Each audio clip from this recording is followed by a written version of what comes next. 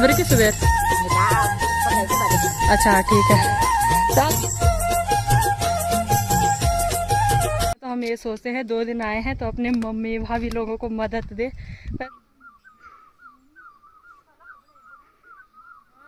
काफ़ी टाइम से लोग जंगलों की तरफ नहीं आ रहे थे तो जंगली जानवर इस वजह से ना काफ़ी नीचे तक आ रखे।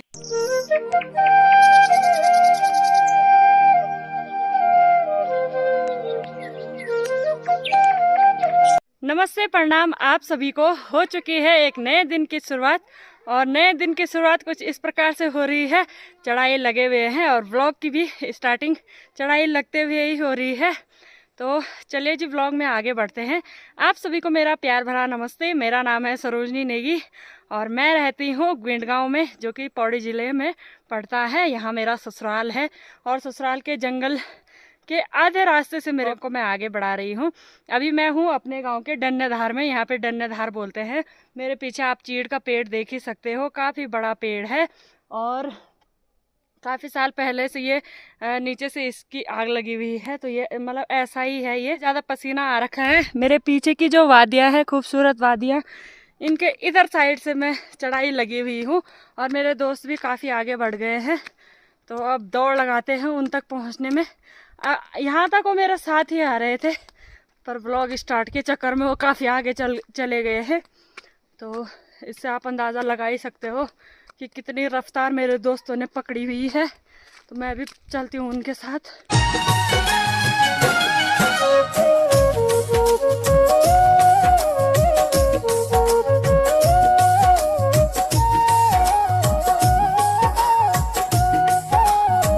काफ़ी टाइम से लोग जंगलों की तरफ नहीं आ रहे थे तो जंगली जानवर इस वजह से ना काफ़ी नीचे तक आ रखे हैं। यहाँ से गांव कम ही है और यहाँ पे किसी जानवर ने पैरों से खूब उछल कूद कर रखी है और मिट्टी पूरी खोद रखी है। यहाँ इन दिनों जंगलों के साइड लोग नहीं आते हैं तो जंगलों के साइड थोड़ा सुनसान सा हुआ रहता है। तो जंगली जानवरों को भी कुछ डर नहीं रहता है, इस वजह से वो काफ़ी नीचे तक आ जाते हैं।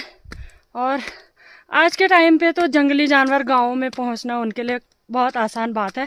पहले नहीं आते थे। पहले तो लोगों ने दूर दूर तक जो खेत रहते थे उनको चालू किया रहता था तो जंगली जानवर दूर ही रहते थे।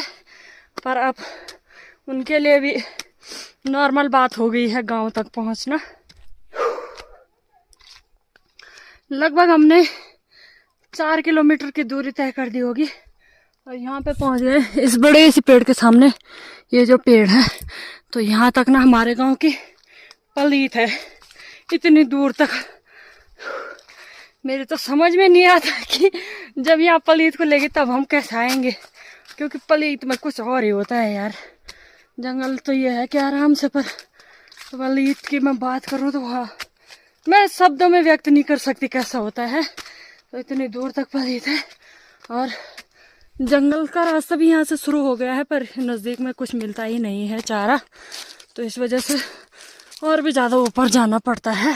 पहुँच गए हैं यहाँ पे जहाँ हम बोलते हैं डोपटासैंड और यहाँ से हमें हिमालय पर्वत की बर्फीली चोटियों के दर्शन होने लग गए हैं।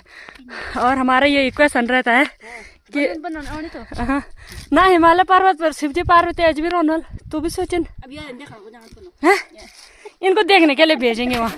मैं डेली यही सोचती हूँ कि रहते होंगे वहाँ भगवान रोनचिन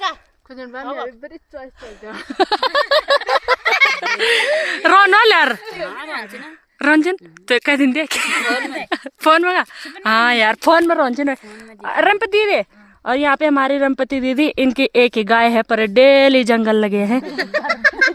ये है कि गाय भैंसों के लिए चारा तो इकट्ठा करना ही है। और ऊपर पे हमारी सम्मा बोली उनके भी कितनी छिन तुम्हारा अच्छा बकर तो भी दो अच्छा संध्या अगर कितनी छिन 4 और गिनने के लिए हमारे 3, इनके भी 3 और तुम्हारा तो अनगिनत चिन्ह है। ये लकड़ी के लिए आ रखी है। तो ये है कि बार बार सारे नॉल ना मतलब पलीत में 12 2 दिन बंद भी हुए ना तो 12 बारी हमने पलीत में लाए हम बांध के और उसके बाद हम जंगल लग गए हैं।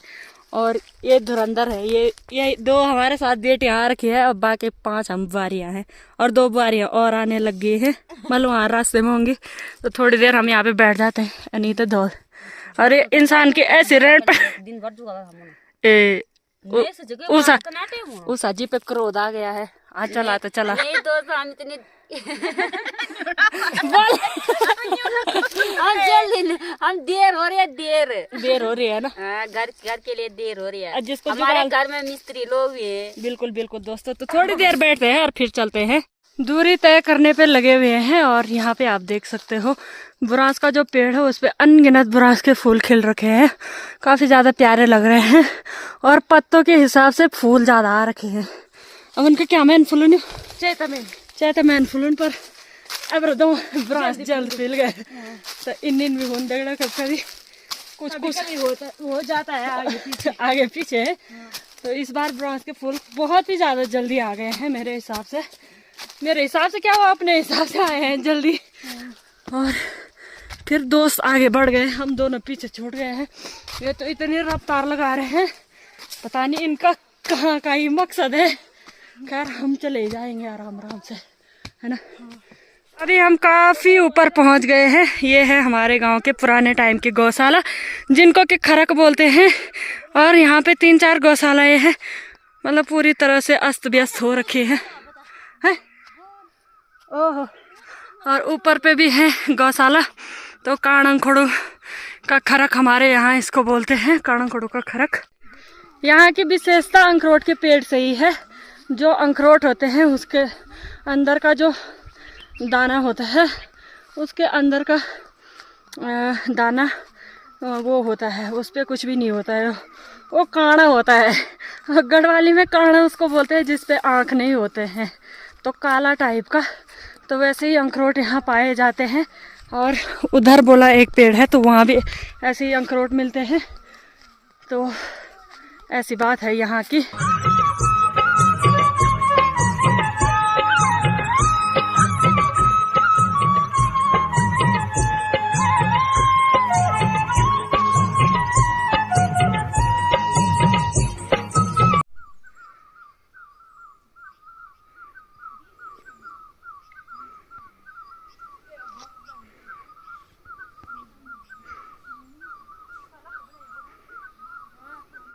पाला अभी तक गिरा हुआ है, गलने का कोई नाम नहीं।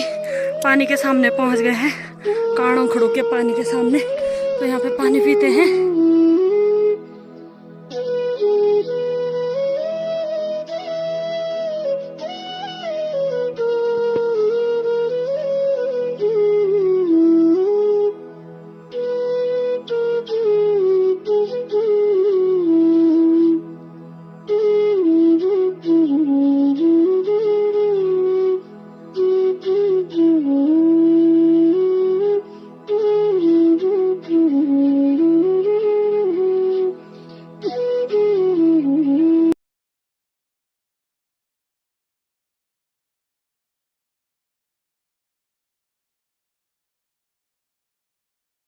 जहाँ पे हमारे गांव के खरक थे उसके थोड़ा ऊपर पे हम आ गए हैं। और ऊपर पे पूनम ने तो लकड़ियाँ काटना भी शुरू कर दिया है। और मैं कोशिश कर रही हूँ इस पेड़ में जाने की। वैसे तो नीचे से कठिन है ही, पर देखते हैं। पट्टी भी बांधी है और पट्टी से थोड़ा सपोर्ट आ जाता है इंसान को। तो देखते हैं, चलते हैं इसमें। और बहुत दिक्कतों का सामना हमें करना पड़ा। ऐसे रास्ते हैं और इन रास्तों से बहुत ज़्यादा दिक्कत होती है। पानी के सामने आ गए हैं, टाइम भी पता नहीं कितना हुआ होगा। यहाँ पे मैं, अनीता, पूनम है, 2 दोस्त हमारे आ रहे हैं, 3 आगे चले गए हैं। पानी पीते हैं और जैसा हम एक साथ आ रहे थे वैसा हम जाते नहीं है ना। कोई एक नहीं कोई पीछे नहीं, पर यह है कि नीचे में इकट्ठा हो ही जाएंगे। पहले पानी पीते हैं यहाँ पर। फाइनली हम गौशाला में पहुँच गए हैं और ये बांझ मैंने भारी से रस्सी निकाल दी है। शाम के टाइम पे ही इकट्ठा करूँगी क्योंकि भूख भी लग गई है और थोड़ा सा इसके पास दे दिया है। तो आजकल ये भी अच्छे से खाने पे लगी हुई है। और जिन दिनों गाय भैंस साफ करके बांझ खाते हैं तो उन दिनों ना मन भी बहुत अच्छा होता है कि जाना चाहिए जंगल। और कभी कभी तो ऐसा होता है कि जो हमारे गाय भैंस होते हैं वो बांझ खाते ही नहीं हैं, तो उन दिनों ऐसा लगता है कि बेकार ही काट रहे हैं हम बांझ। तो चलो, हमारी पिंकी बेटी से मिलिए। आजकल ये अपने मायके आ रखे हैं। कैसा लग रहा है आपको अपने मायके में? बहुत अच्छा लग रहा है। हाँ, पर काम आप बहुत ज्यादा कर रहे हो यहाँ। नहीं यार, मैं तो काम ही नहीं करती। नहीं दोस्तों, अरे ऐसा होता है कि ससुराल की बेटी 2 दिन के लिए मायके आए ना तो वो काम ही करते हैं। ससुराल में काम चोरी। क्या ससुराल में काम चोरी? क्योंकि वो इसके ससुराल टिकते पोल के लिए ना अमेल्डा चाहते पोल के लिए। सच में यार दोस्तों, जब ससुराल की बेटी मायके में आती है तो इंसान मतलब हम खुद भी हैं तो हम ये सोचते हैं 2 दिन आए हैं तो अपने मम्मी भाभी लोगों को मदद दे। वैसे सुस्ती तो फैलती है पर मदद देने की पूरी कोशिश रहती है। और भात खा के हमारी बड़ी सासी भी यहाँ पे बैठ रखी है धूप सेकने के लिए। खाल भात आबरी की सुबह। अच्छा ठीक है, तो अब थोड़ा बड़े दिन हो गए हैं इस वजह से दिन में खाते हैं बात। रुक जा अब बोला कुबनो ब्याह नहीं डाल में यार। अब आमर देखे बोल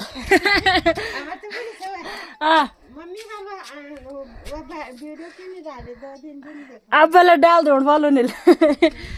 तो बस ऐसा ही प्यार सपोर्ट चाहिए। हाँ इन करना रहे बोल, प्यार सपोर्ट चाहिए। और फिर थकान भी लगी हो तब भी व्लॉग बनाने का मन हो ही जाता है जब थोड़ा तारीफ हो जाती है व्लॉग के मामले में। तो ऐसी बात है दोस्तों।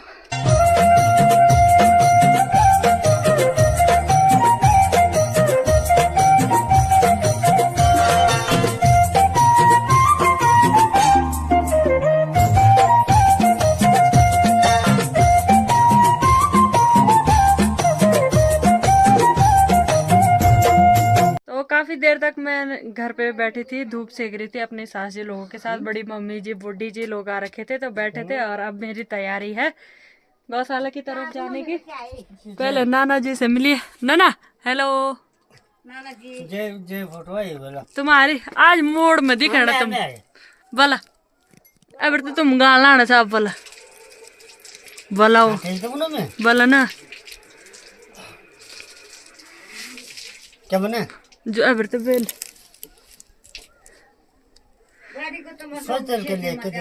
ना पहले बोला गड़ी गोला बंदे गुलबन करना गेना गड़ी गोला बंदे गुलबन के गड़े चा धरो न आगे ने सासू के मड़े चा। अरे तवा सासू का भीतर मुछो रोप्यो छ भरी का भीतर बिजुली बाली छ सासू का भीतर जंदर लगी छ भरी का भीतर रेडियो भी लाग्यो छ। हाँ हमारी दीदी जी भी है यहाँ पे। दीदी जी है ये पोल पाठक खुद गई है। हाँ उसको बांध रही है। बांधेंगे पगड़ है पगड़ है ये पगड़ सब लोग होने पहले जमाना आता यू बोले बांधो से बोला अभी आने बोल है। अच्छा तू भी जी अभी बांध बेटे ठीक है कामिल से बोल देंगे ना बेटे। अच्छा तो दीदी जी जैसे रिश्ते में तुम मेरे जेठानी जी हो तो जेठानी जी को दीदी जी बोलते हैं।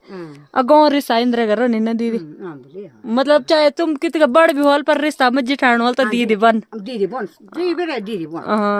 ठीक है पेल तो मुझे दोस्तों तब देवा तोड़ो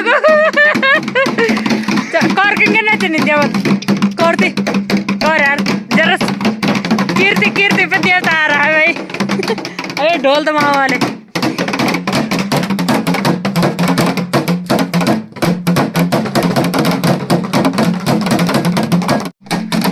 रौनक भाई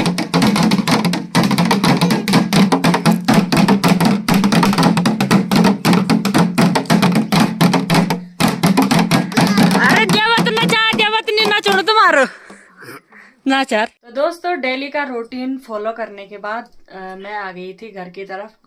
गौशाला की तरफ गई तो वहाँ पे होता ही है गाय भैंसों को अंदर बांधना, फिर एक बार का गोबर डालने गई। अभी मैं आ गई थी घर पे और मेरा प्लान था कि मैं मोमो बनाऊं। तो सुबह के टाइम पे मैंने थोड़ी सब्जी बारीक काट रखी थी, फिर टाइम हो गया था जंगल भी जाना था, तो इस वजह से सुबह का प्लान कैंसिल हो गया था। अभी प्लान को पूरा करने की सोच रहे हैं। यहाँ पे मैंने सब्जियां बारीक से काट दी हैं अपनी तरफ से, मैंने पूरी इसको बारीक जैसे बोलते हैं वैसा कर रखा है। और नमक मैंने लास्ट में ही डाला, अभी मैंने इसमें नमक डाला है। इसको मिला देते हैं। और आटा मैंने यहाँ पे गूंथ रखा है। घर पे मैदा नहीं था तो मैं सोच रही हूँ एक बार ट्राई मारती हूँ आटे की मोमो बनाने की। तो आटा थोड़ा सा ही गूंथ रखा है, मैंने सोचा अगर फर्स्ट टाइम अच्छा हो जाएगा तो फिर दोबारा ट्राई करेंगे, है ना? है पर मेरी सास जी को विश्वास ही नहीं आ रहा है, तो बल पता नहीं क्या ही बना देगी। चलो देखते हैं, अपने सुगोर को अच्छे तरीके से दिखाने की कोशिश करेंगे, बाकी ऊपर वाले की मर्जी कैसे बनते हैं। सब्जी तो मैंने मस्त काट रखी है एकदम बारीक से, कोई कोई बचा है थोड़ा मोटा मोटा, बाकी ज्यादातर बारीक ही हो रखे हैं। देखते हैं, आपको बताते जाएंगे। कैमरा पकड़ने वाला अच्छा सा कोई है भी नहीं, मेरी साजी भी कहाँ बैठेगी, नीचे से ठंड हो रही है, स्टैंड भी टूट गया है। तो आपको जब मैं सेफ बना दूंगी मोमोज के, वैसे तो मुझे आता भी नहीं है पर देखते हैं तब आपको बताती हूँ। तो अभी मैंने 4 मोमोज को यहाँ पे सेफ दे दिए हैं और बर्तन हमारे पास यही है। इस पे मेरी सास जी ने तेल भी लगा दिया है, हालांकि तेल अच्छे से नहीं लगा है, तो इसमें ही पकाएंगे हम। और एक बार में 4 भी बहुत है। और ऊपर से ये वाली प्लेट कुछ इस प्रकार से। तो हमारे यहाँ पे एक बार के मोमो मैंने इस स्टीम में रख दिए हैं, स्टीम हो रहे हैं। और ऊपर से ये प्लेट रख देते हैं, तो इनका इंतज़ार करते हैं पकने का। ये देखिए जी, हमारे मोमो का कलर चेंज भी हो गया है। और मैदा रहता तो ज़्यादा फूल जाता, पर आटे की वजह से थोड़ा कम कम ही फूल रहे हैं। ठीक ही है, छोटे होने चाहिए। पर मुझे इतना पता नहीं इनको कितना और पकाना है, फिलहाल रहने देते हैं। 3 यहाँ पे भी बन चुके हैं, इनके साथ एक और बनाती हूँ और फिर उनको निकाल दूंगी। दोस्तों चटनी बनकर भी तैयार हो गई है। और चटनी इन्होंने बनाई सिलोटे में, खतरनाक लग रही है। मतलब उतनी लाल नहीं है क्योंकि हरे मिर्च न, लाल मिर्च कम चिन्ह इस वजह से। और ये पहला मोमोज है, कलर आप देख ही सकते हो। पक तो अच्छे से रखा है, थोड़ा टूट गया है। तो पहले मेरे ससुर जी को देते हैं। चटन चाक ले आते मैगी च मर रसा से और पता नहीं बने तो कैसे होंगे, पर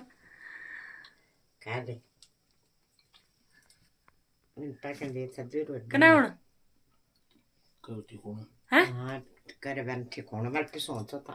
मैं तो रोंझो तो और बड़ा होंगे। चलो पहली बार अच्छा हुआ। और बाकी मोमोज ये हैं, अच्छे माँ बाप मेरे चाचा ससुर जी लोगों के हैं, पर ये तो उनके लिए पूरे नहीं पर ये है कि बांट चूट के खाएंगे, 2 खाएंगे तो 2 हम खा देंगे, पर टेस्ट उनको भी कराना जरूरी है, तो देते हैं उनको भी।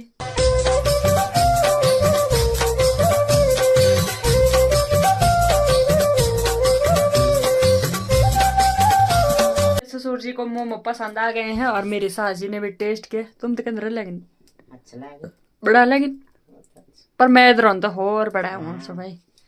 और दीदी लोगों का रिएक्शन भी ठीक ही था, मतलब आटे की वजह से थोड़ा उतने ज्यादा अच्छे नहीं है। और अब मैंने यहाँ पे आटा गूंद दिया है, सब्जी पहले से बनी हुई है, फटाफट से रोटी बनाते हैं। और इसमें ना मेरे लिए 2-4 इसमें बच रखे हैं, तो मैं बाद में चखूंगी। रोटी भी बन चुकी है और अब मेरी बारी है मोमो टेस्ट करने की। तो एक टुकड़ा आप भी खा लो दोस्तों, और कभी खाने का मन हो मंडवे के मोमो खाने का नहीं, गेहूं के मोमो खाने का, तो हमारे घर में आना।